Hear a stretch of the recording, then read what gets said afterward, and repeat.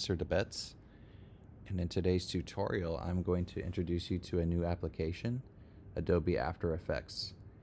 Essentially, Adobe After Effects is like Photoshop but for video. It will allow you to animate graphics, add special effects to your videos, and to create engaging visuals. Before we start making any sort of different animations or visual effects, I just want to go over the workspace with you. So first thing is to notice this is sort of the default layout for Adobe Premiere Pro. If yours does not look like this, you can simply go to the top here to your menu bar, click Window, Workspace, and then you want to make sure that you have Default selected. Once you have that selected, it should look similar to mine. Alright, the first thing that you're going to want to notice in the left-hand side here is something called your Project Panel. This is where all your media files are stored once you import them. Think of it as like a library of all your videos, text, music, whatever you're uploading. And to do that, you can simply right-click, import file, and then you would import whatever files you're working on. The next thing I'm going to point out to you is right here in the middle. This is your composition window. Think of this as your canvas. This is where you will see your video as you're working on it.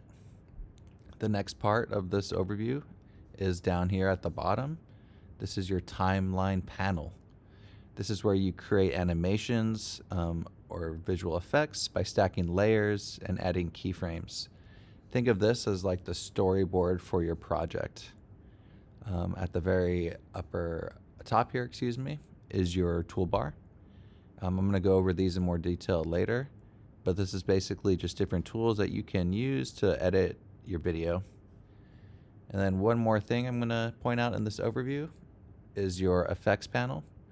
So again, right next to the project panel here on the left-hand side, if you click effects, it will allow you to animate or add different effects to your media. You also have those windows here on the right-hand side.